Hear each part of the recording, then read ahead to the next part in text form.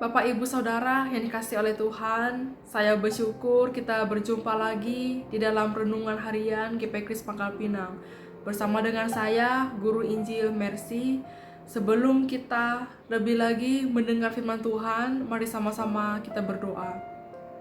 Terima kasih Tuhan, kami sungguh mengucap syukur. Kami ada sampai saat ini, itu semua karena anugerah Tuhan. Dan pada hari ini kami mau mendengar firman-Mu Tuhan. Kami mohon tolonglah kami, biarlah kami dapat menjadi pelaku-pelaku firman-Mu dalam kehidupan kami. Terima kasih Tuhan, inilah doa kami. Dalam nama Tuhan Yesus Kristus kami berdoa. Amin. Ibu, Saudara, mari sama-sama kita membuka Alkitab kita di dalam Matius 16 ayat 1 sampai ke 4. Saya akan membacakannya bagi kita sekalian. Kemudian datanglah orang-orang Farisi dan Saduki hendak mencobai Yesus. Mereka meminta supaya ia memperlihatkan suatu tanda dari sorga kepada mereka. Tetapi jawab Yesus, pada petang hari, karena langit merah, kamu berkata, hari akan cerah. Dan pada pagi hari, karena langit merah dan redup, kamu berkata, hari buruk. Rupa langit kamu tahu membedakannya, tetapi tanda-tanda zaman tidak. Angkatan yang jahat dan tidak setia ini menuntut suatu tanda, tetapi kepada mereka tidak akan diberikan tanda selain tanda Nabi Yunus. Lalu Yesus meninggalkan mereka dan pergi. Sedemikian jauh pembacaan firman Tuhan. Saudara, orang-orang Farisi dan Saduki adalah orang-orang yang di dalam 4 Injil sering ditegur oleh Tuhan Yesus. Dalam teks yang kita baca barusan, mereka itu meminta tanda. Supaya apa? Supaya mereka yakin mereka akan menjadi pengikut Tuhan Yesus. Mereka minta tanda yang menunjukkan bahwa Yesus adalah memang layak untuk mereka ikuti. Nah, sehingga Yesus mengatakan, kalau langit itu merah, kamu bisa berkata hari cerah.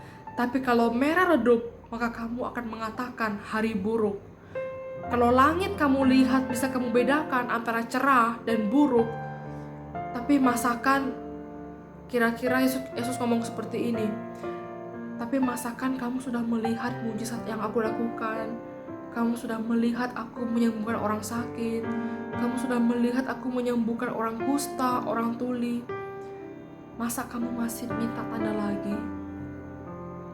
Dan sebetulnya saudara, orang Farisi dan Saduki ini bukanlah ingin mengikuti Tuhan, tapi mereka ingin mencobai Tuhan Yesus. Karena ketika Yesus mengatakan bahwa dirinya Tuhan, maka mereka akan menghujat Tuhan Yesus dan dianggap penyesat.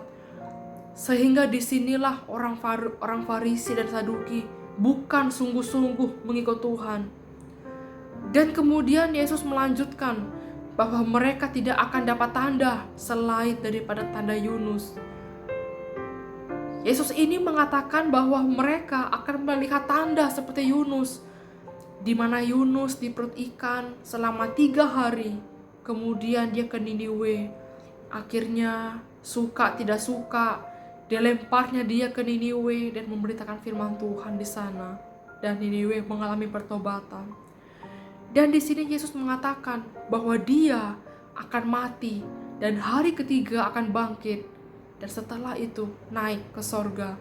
Kemudian akan datang lagi untuk menghakimi orang yang hidup dan mati. Dan inilah yang akan diterima oleh orang Farisi dan Saduki, yaitu tanda-tanda Yunus. Yang artinya bahwa mereka akan menerima penghakiman dari Tuhan kalau mereka tidak sungguh-sungguh bertobat. Saudara, ketika kita percaya sama Tuhan Yesus, kepercayaan apa yang kita punya? Apakah kita percaya hanya karena Tuhan sembuhkan kita dari sakit?